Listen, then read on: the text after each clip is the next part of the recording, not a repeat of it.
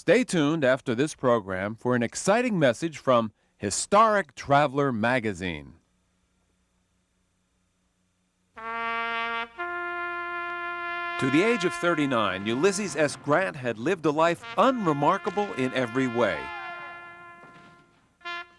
He'd been a merely competent Army officer and a failure as a farmer and a businessman. But with the coming of the Civil War, Grant found his destiny and secured his place in American history. Now, to trace Grant's footsteps from battlefield to battlefield is to witness the birth and growth of a military genius. And these fields, where the blood of so many Civil War soldiers was shed, are a testament to his single-minded pursuit of victory.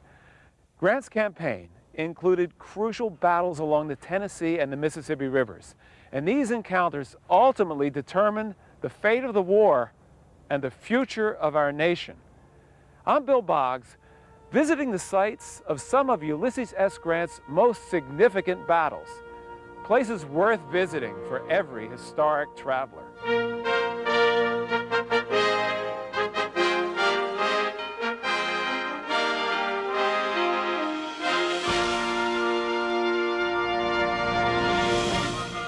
Today's journey starts with Grant's sweeping victory in the rugged hills around Chattanooga, Tennessee, then moves west to the sites of earlier battles at Shiloh and Vicksburg, where Grant learned the lessons that reshaped him into one of America's great military heroes.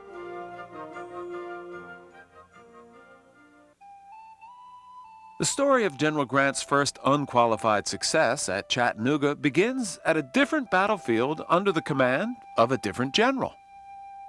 Chickamauga sits around 6 miles south of Chattanooga, Tennessee, across the state line in Georgia. And in the fall of 1863, General William Rosecrans led Union troops through some of the fiercest fighting of the Civil War.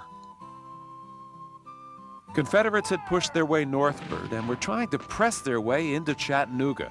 General Rosecrans's Federals held them off here for 2 bloody days. This rustic Civil War cabin, the Snodgrass Cabin, still marks a spot where a Union division led by General George Thomas made its last defiant stand.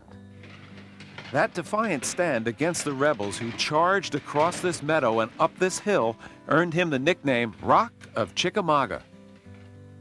But Thomas's defiance came at a price. In 2 days of fighting, the blue and gray together had suffered 34,000 killed, wounded, or captured.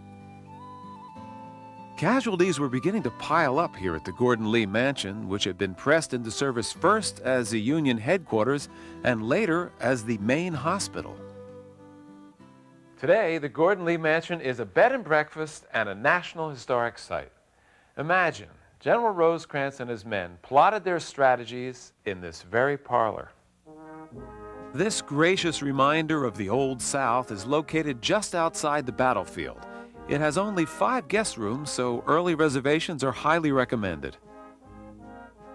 Finally, overwhelmed by its losses, the Union Army abandoned Chickamauga. They retreated north to Chattanooga, and the Confederates followed right on their heels, taking up positions on Missionary Ridge and Lookout Mountain high above the city.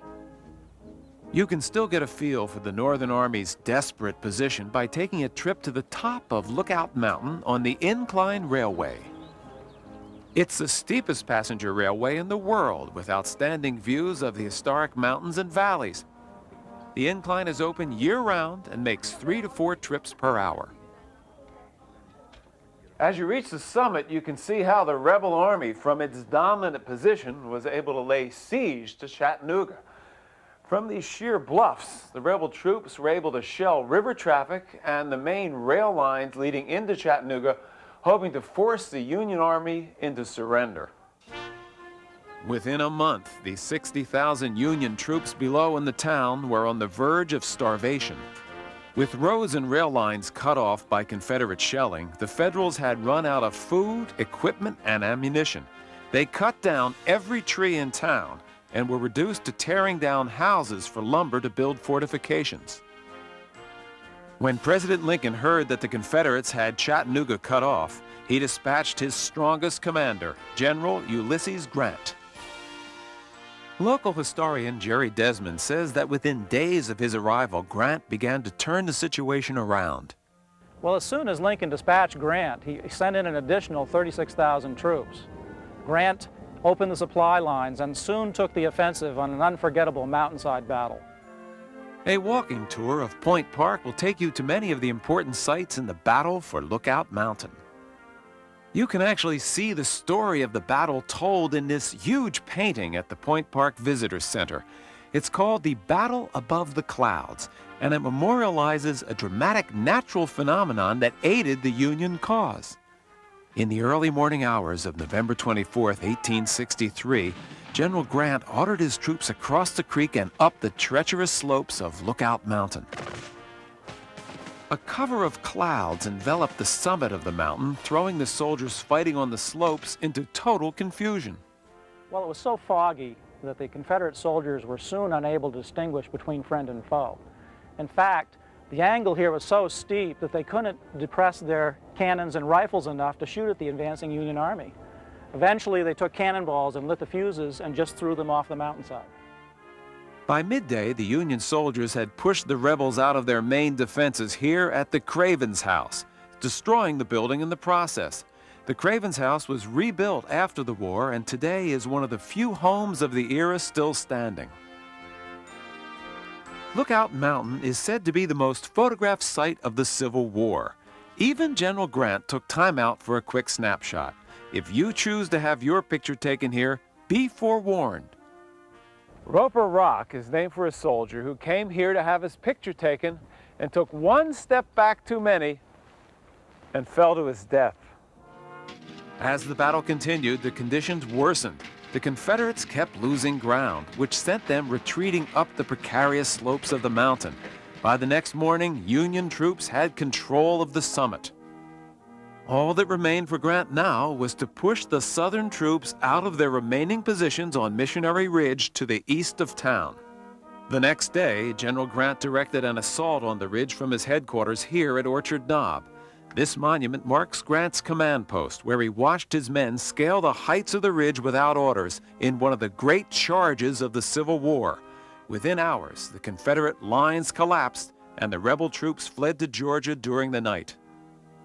The battle for Chattanooga was over, with the Union in control and Grant's reputation as a leader firmly in place. The next stop on our journey takes us 200 miles west along the Tennessee River and 18 months before the Battle of Chattanooga to a place called Shiloh and a time before the name U.S. Grant became synonymous with victory. Across these fields, a horrific battle raged for 2 days. Men stepped over yesterday's dead to fight each new day's battle.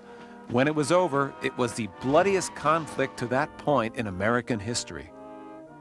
Nothing in Ulysses S. Grant's past had prepared him for the carnage. In fact, after graduating from West Point in 1843, his Army career was largely undistinguished. After 11 years in uniform, low pay forced Grant to resign from the Army, but that only made his financial predicament worse. He hand-built a cabin in St. Louis for his family and then proceeded to fail miserably as a farmer, rent collector, customs clerk, and storekeeper. But the declaration of civil war in 1861 would give the 39-year-old Ulysses Grant one more chance to succeed in the U.S. Army. On the morning of Sunday, April 6, 1862, General Grant was enjoying a leisurely breakfast at the Cherry Mansion in Savannah, Tennessee. Grant had been ordered to set up camp nearby and await reinforcements. Little did he know that the rebels had other plans for his army. It was here that Grant first got word that the Confederates, led by General A.S. Johnston, had attacked his troops about 9 miles from here at a small church named Shiloh. The original Shiloh church was demolished, but this 20th century replacement marks the spot where Southern troops launched their surprise attack. You can see it today as the starting point on a 9.5-mile tour past the hundreds of monuments, cannons, and markers at the Shiloh battlefield. The Confederate attack here caught the Federals completely off guard. Local historian Kent Collier says that the Union officers had kept their men drilling instead of fortifying their positions. They just didn't realize that the Confederate Army was poised on the outskirts of their camps, ready to attack. Once the attack commenced, the surprised Federal troops fled in panic. Thousands of raw Northern recruits headed for the river to hide, but Grant's generals managed to cobble together a defensive line against a now disorganized Confederate assault. By mid-morning, Grant was fully in charge, and the Union troops had formed up a strong natural defensive position that earned a rather curious nickname. Well, Kent, this area is called the Hornet's Nest. How come? Well, some of the most furious fighting of the battle occurred here. The Confederates massed about 17,000 troops, and they began pell-mell charges across this field. A Confederate soldier who survived one of the attacks here named it because of the sound of the bullets whistling in all directions. There was just so much fire. It was so hot that's the way he described it. The combat was murderously fierce, and Union troops were forced back inch by inch, all the way back to Pittsburgh Landing. Confident that they had won, the Confederate Army retired for the night. It proved to be a fatal mistake. In the late afternoon, the reinforcements Grant had been ordered to wait for finally arrived. Overnight, the general shuffled them into his lines, and at dawn, on April 7th, the Union counterattacked. Well, Grant's strategy is to take his 25,000 fresh troops and send in wave after wave in spite of taking enormous casualties.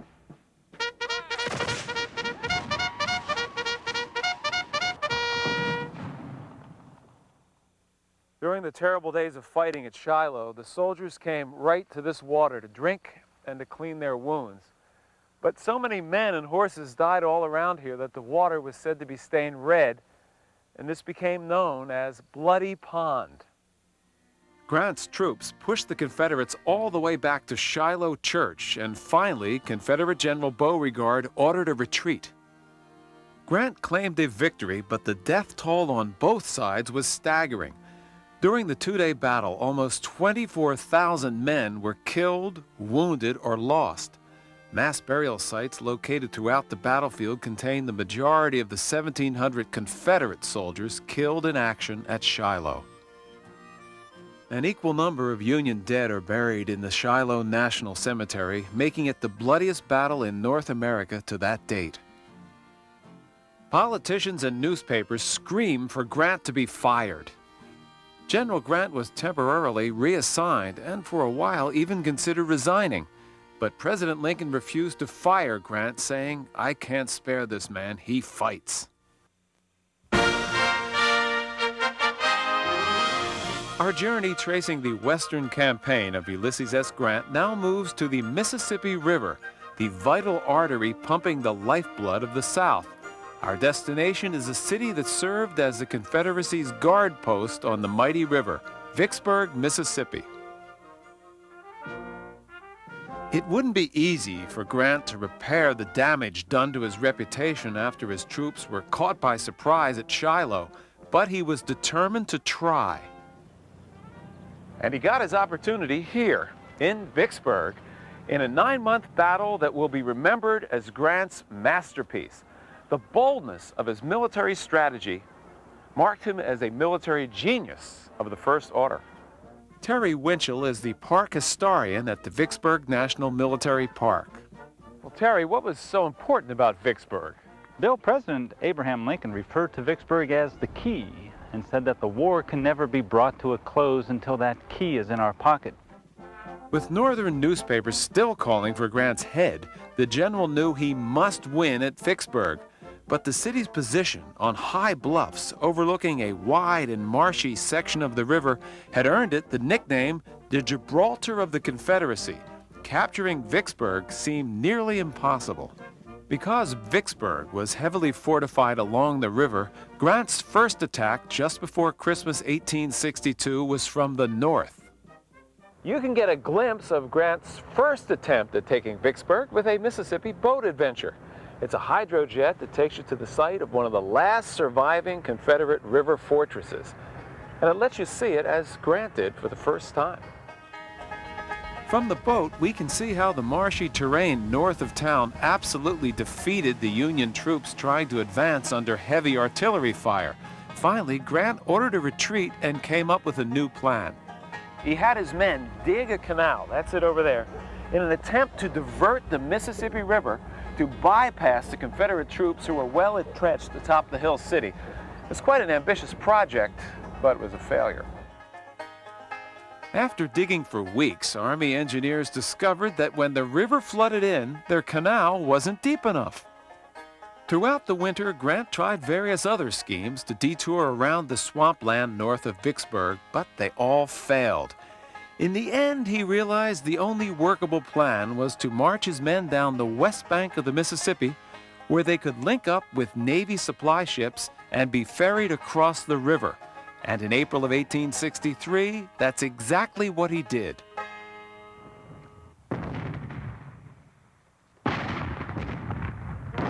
The tricky part, as it turned out, was getting the supply boats past the Confederate artillery at Vicksburg. Grant accomplished this by having the cargo ships lashed to Federal gunboats, which made a daring night run past the Southern guns on April 16th.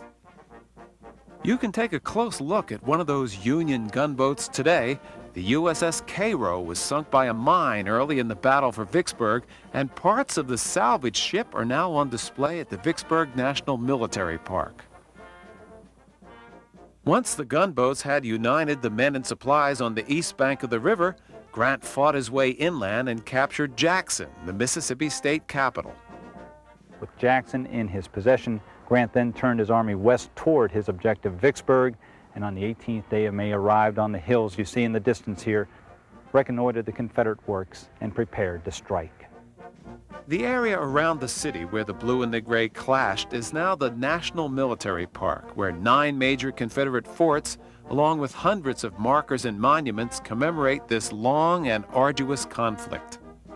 Grant's first charge at Vicksburg, which lasted several hours, was repulsed. So was a second, at a total cost of more than 4,000 casualties.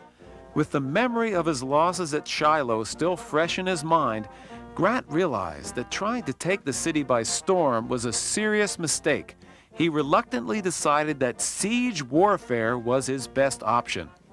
Grant supervised the emplacement of trenches and siege batteries. Soon, Union artillery was hammering away from gunboats in the west and the hilltops in the east. With the city surrounded, cut off from supplies, and under constant bombardment, Grant knew it was only a matter of time. And it made life very difficult for residents of Vicksburg. Some of the buildings still tell the story. The Cedar Grove Mansion, for example, was hit by Union artillery and still proudly displays this cannonball lodged in the parlor wall. The Visitor Center Museum in the Battle Park shows how the siege evolved into a war of nerves. On display is a model cave, typical of the limestone caverns where the residents sought refuge as the blockade dragged on. The siege lasted more than a month. But the Confederates, with little hope of relief, finally signed their surrender to Grant right here on July 4th, 1863. The Battle of Vicksburg was over. Here at the courthouse, the Confederate colors were struck and replaced by the Stars and Stripes. But Vicksburg wouldn't celebrate Independence Day on its surrender anniversary for almost 100 years. Today, this landmark of the Vicksburg skyline is a Civil War museum filled with artifacts offering mute testimony to Grant's determination, persistence, and military ingenuity. Grant had split the Confederacy in two and severed its lifeline in a single blow, with modest losses overall. The victory represented a turning point for Grant himself as well. He had at last silenced his critics and was now on the road that would lead to victory at Chattanooga, promotion to commander of all Union forces, and finally the presidency of the United States. Between Vicksburg and Chattanooga, other places of interest for the historic traveler include the National Civil Rights Museum at the Lorraine Motel in Memphis.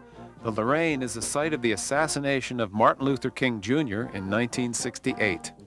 Further south in Clarksdale, Mississippi is the Delta Blues Museum, a celebration of this unique American art form. And travelers may also want to make a trip to the historic river port of Natchez, Mississippi, with hundreds of the finest antebellum homes in the country, including Stanton Hall, one of America's largest Civil War era mansions. This journey, focusing on Grant's epic battles, is a must for anyone who loves Civil War history. After the battles of Chattanooga, Shiloh, and here at Vicksburg, the North knew that the end was in sight. For Grant, it meant redemption, vindication, and it marked his permanent place in our history. I'm Bill Boggs. Thanks for joining us on Historic Traveler. Depending on your viewpoint, he was either the most vile and hated man in American history or one of our greatest generals. He was William Tecumseh Sherman. The Civil War had raged for 3 long years, and yet the South was still not ready to give up the fight. But then again, they had not been faced with the likes of a man whose strategy was to destroy everything in his path. And that he did. In his infamous March to the Sea, Sherman left a trail of destruction that stretched across Georgia, and he left behind captured Union soldiers to suffer in the hell of Confederate prison camps. Hello, I'm Bill Boggs, and we'll be retracing Sherman's march and the destruction he left in his wake. All places worth visiting for every historic traveler.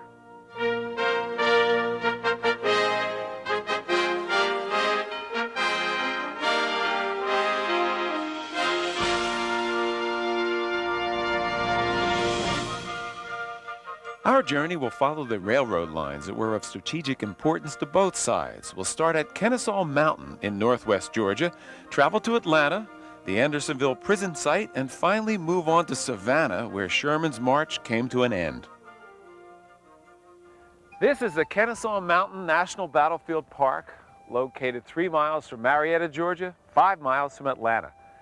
In the summer of 1864, Confederate troops, led by General Joseph Johnston, dug in a defensive line here to stop General Sherman and his armies from reaching Atlanta. Bill Scaife is a local Civil War historian who has studied this campaign for 20 years. Well, as you can see, the summit of Kennesaw Mountain completely commands the terrain in every direction. It was an ideal strategic position. The railroads were the key to the entire campaign. Only by means of the railroads could the close to 150,000 troops in both armies be supplied in the kind of terrain that you had in North Georgia. From this position, these guns could control these approaches, and he could fire on Sherman's troops and his supply lines as they approached from the north. He was very successful in holding this position, and in fact was here for almost 2 weeks. Union troops attempted to get around the Confederate flank. In attack after attack, the outnumbered Confederates held off Sherman's advance. In one clash, 8,000 Union troops attacked the 2 best divisions of Johnston's army. They met here in brutal hand-to-hand combat. Both sides nicknamed this place Dead Angle. Throughout the battle, over 16 miles in what is now the Kennesaw Battle Park, Sherman would hold off Johnston with part of his force while he sent another portion beyond their flanks, trying to cut through to the rail lines. The strategy finally succeeded, and on July 2, 1864, the Confederates abandoned their Kennesaw lines and retreated toward Atlanta. The railroad was crucial to the Battle of Kennesaw and throughout the Civil War.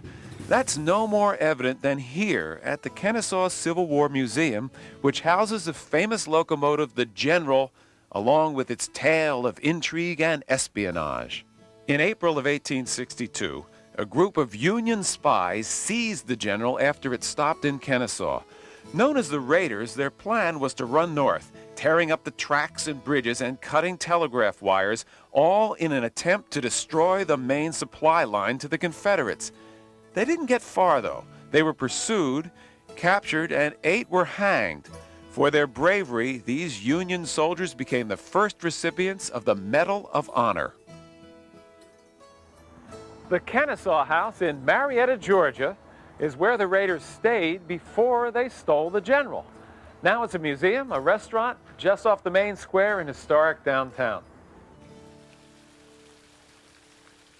Lined with boutiques, antique shops, and restaurants, Marietta also features, ironically, some beautiful antebellum homes.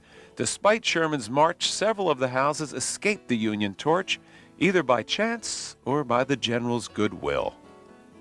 The 1848 house, appropriately named for the year it was built, is now one of the finest restaurants in the area.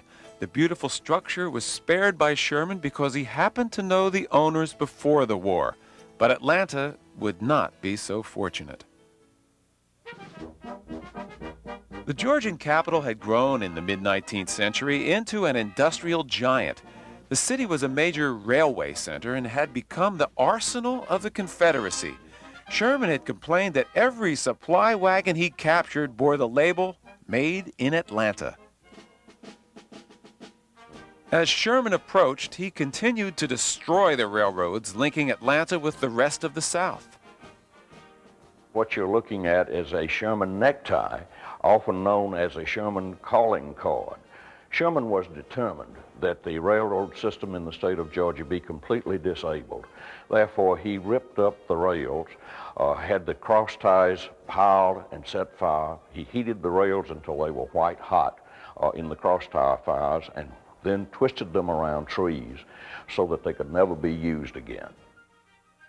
The Atlanta History Center's museum is a great place to see some fascinating exhibits, artifacts, and recreations that give an in-depth look at the facts and events that surrounded Sherman's siege of the city. Well, as Sherman approached the outskirts of Atlanta, Confederate President Jefferson Davis became concerned and exasperated with the defensive tactics being practiced by Joseph E. Johnston, and he relieved him and replaced him by General John B. Hood. Now, Hood struck out with very courageous but mismanaged assaults against Sherman's advancing army. He was unsuccessful. He was defeated with heavy losses in every case, which tended to demoralize his own troops. After Sherman finally seized the last rail line to the city, Hood ordered all public property destroyed and the city evacuated. And on September 2nd, 1864, Sherman marched triumphantly into Atlanta. This is a flag that flew over Atlanta on the day of its surrender. And for another accurate depiction, your visit wouldn't be complete without witnessing the Battle of Atlanta at the cyclorama in the city's Grant Park. Painted in the late 1800s, the cyclorama is the largest painting in the world and is one of Atlanta's best-known treasures. In a massive circular painting and diorama, the dramatic story of Sherman's battle for Atlanta is told with lights, music, and narration, and a revolving viewing platform that surrounds you with the action. Before he left Atlanta, General Sherman ordered his men to destroy all railroads, factories, and storehouses so that for military purposes the city would cease to exist. On the night of November 14, 1864, Sherman's troops set fire to the buildings ordered to be destroyed, but the flames still spread to the heart of the city, and by morning little was left. Atlanta was in ashes. While there was nothing fictional about Sherman's devastation, about 50 miles south of Atlanta in Concord, there's a tribute to the storybook resiliency of the Southern spirit.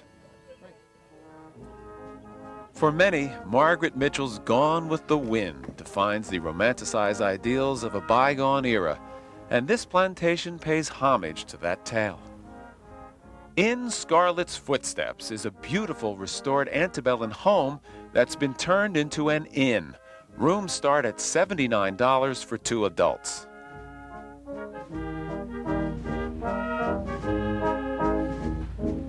And once a year, the innkeepers sponsor this magnificent ball, which really brings a story to life for travelers who love the legend. Right, Scarlett?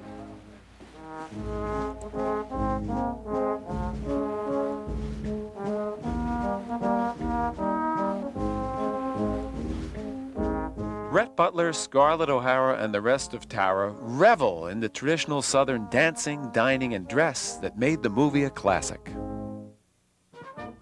Load. The fantasy of Gone with the Wind contrasts sharply with the actual events that took place after Atlanta surrendered. While Sherman occupied the city for 2 months, making plans for continuing his march, Confederates worried that he could easily attack one of the South's largest and most horrific prison camps less than 100 miles away. Fire.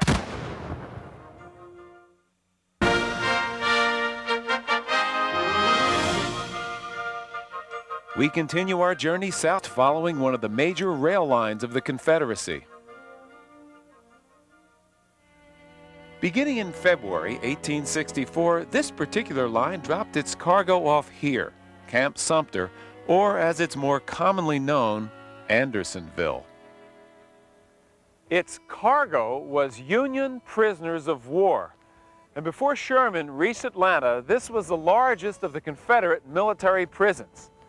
During the 14 grim months of its existence, more than 45,000 Union soldiers were confined right here. Peggy Shepard is a local historian, author, and expert on the tragedy of the Andersonville prison.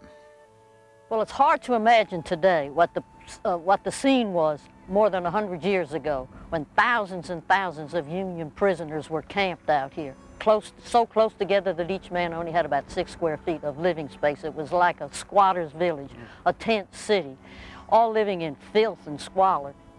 One prisoner said, "Since the day I was born, I never saw such misery," when he entered this prison.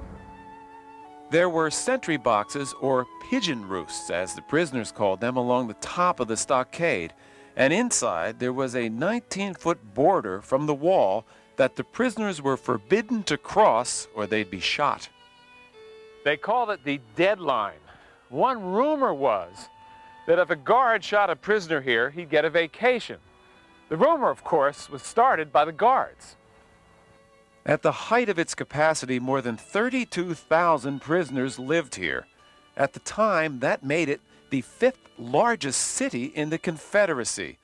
And with its horrible living conditions, it also had one of the highest mortality rates of any military prison. This small creek was the entire water supply for 45,000 men, for everything. For everything. But you have to remember, the Confederates that built this prison never dreamed that they would have 45,000 prisoners sent here. They built the prison for between 6,000 and 10,000. Right. So the creek was not adequate, it's true. And then as more and more came in, it became more and more polluted. So it was so polluted that to drink it made the prisoners sick. And the summer of 1864 was the worst time. It was a hot, dry summer. It didn't rain all summer long. They were digging those wells. They prayed for rain. And finally, at the end of the summer, August the 13th, lightning struck the ground and opened up a spring of pure water. And they said it was God's answer to their prayers. They said it was an act of providence, and they called it Providence Spring. For the most part, the horrendous conditions of Andersonville ended when General Sherman reached Atlanta. Confederates feared that he would try to liberate the Andersonville camp, so they made arrangements to move most of the prisoners. It was from the town of Andersonville that the captured Union soldiers were unloaded and marched a quarter of a mile to the prison. Whether they were going to or from the notorious prison just a quarter of a mile away, the Union soldiers all passed through the town of Andersonville. Today, when you visit Andersonville, the streets are lined with antique shops, museum, and a Civil War village. The Andersonville Civil War Village features many of the town's restored buildings and recreates life as it was in this small Georgia railroad town. After the war, the atrocities of Andersonville weren't forgotten here or around the country. They were attributed to the deliberate actions of one man, Captain Henry Wirtz, the camp's commander. Wirtz was the only Confederate soldier to be executed after the war, and this monument, erected by the Daughters of the Confederacy who adamantly defended his honor, is the only monument dedicated to an American convicted of war crimes.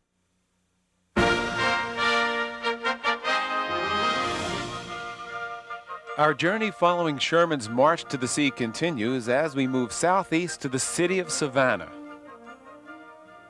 As Sherman left Atlanta on the morning of November 16, 1864, he marched unopposed toward his destination of Savannah, and it took him 36 days to get here. Along the way, he introduced a new and ruthless kind of warfare based on total devastation, a concept that would influence the minds of military men for years to come. The Savannah History Museum and historic railroad shops offer some insight into the wrath that Sherman's troops inflicted during his march. Although mass destruction appeared to be the result of the march, Sherman's main goal was actually to continue to destroy the railroads that were the lifeline of the South. I spoke with local historian Scott Smith about the importance of railroads to Savannah. During the war, Georgia had converted itself into a war economy, producing food and clothing and weapons for the soldiers, and the railroads again were moving this to the battlefronts. So for General Sherman, the railroad would be a primary target. If he could destroy them, then you couldn't move the goods, and hundreds of miles of rail were destroyed. As Sherman and his armies marched toward Savannah, they encountered small regiments of Confederates and engaged in a brief battle at Griswoldville.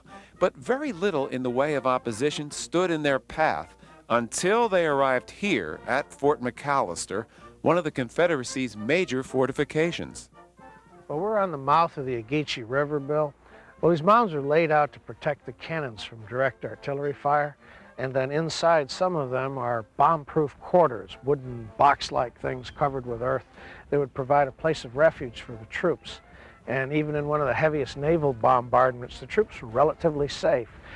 During one, the only casualty was Tom Cat, the fort's official mascot. So the cat was running around and the troops were in the bunkers. Apparently he didn't follow orders. But on December 13, 1864, Sherman's army arrived. And after burning a path across Georgia, they weren't going to let anything stand in their way. The Confederacy had decided that its army was more important than Savannah, and a pullout of troops was understood to be in the works. And when Sherman approached Fort McAllister, there were only 230 men here. The prime regiments had been moved away months ago, and these men would have been youngsters and oldsters. And Sherman found a very small force, well entrenched. As Sherman watched from the nearby rice mill roof, more than 3,500 Union troops stormed the fort. Brandishing bayonets, they engaged the Confederates in hand-to-hand combat. The effort on behalf of the Confederates was a valiant, if worthless one. The fight lasted only 15 minutes, and the last obstacle standing between Sherman, Savannah, and the sea was gone. As Sherman marched into Savannah, he found a city of untold beauty and wealth. This is the Green Meldrum House. On December 21st, Sherman made this his headquarters. The legend goes that when the citizens of Savannah heard of the impending attack and that their fair city might burn, they turned on the Southern hospitality and offered their finest residences to house the Union commanders. It's said that Sherman was so taken with the city's charm that he spared it. And from this home, Sherman sent his famous message to President Lincoln. Savannah, Georgia, December 22nd, 1864. His Excellency President Lincoln, I beg to present to you as a Christmas gift the city of Savannah with 150 heavy guns and plenty of ammunition, and also about 25,000 bales of cotton. Sherman's message actually reached Lincoln on Christmas Eve and was widely published in newspapers throughout the North. Today, Savannah's rich history has been preserved, and you can experience this lovely city much as it would have looked in Sherman's time. You could stay at the Ballastone Inn, which during the war was the home of the commander of Fort McAllister. It's a beautiful inn. Rooms start at $145 a night, and each one has its own character and charm. It's the best of Southern graciousness and hospitality. A carriage ride through the heart of the 2.5 square mile historic district is a nostalgic way to view this remarkable city.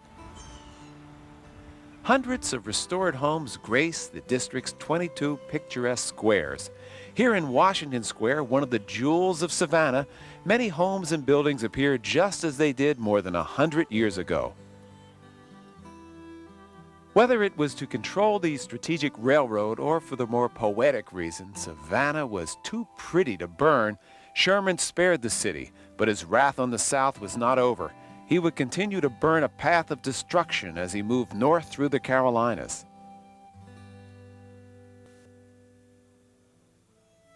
Historic travelers might want to follow Sherman to the Carolinas, or you could visit a few other points of interest along our route.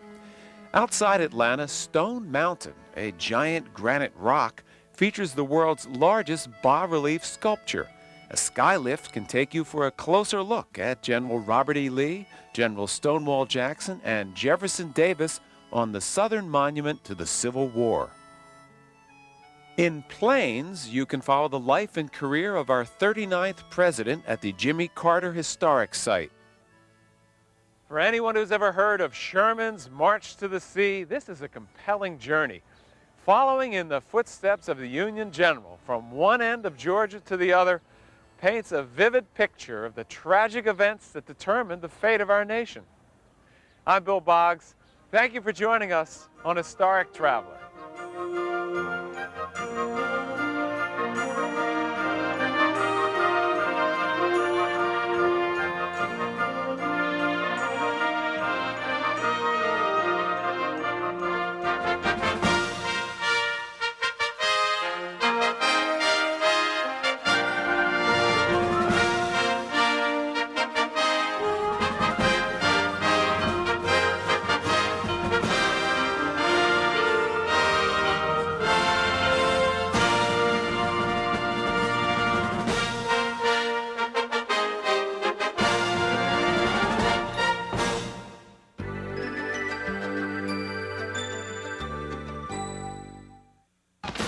If you have a passion for history and a love of travel, we've created Historic Traveler magazine just for you.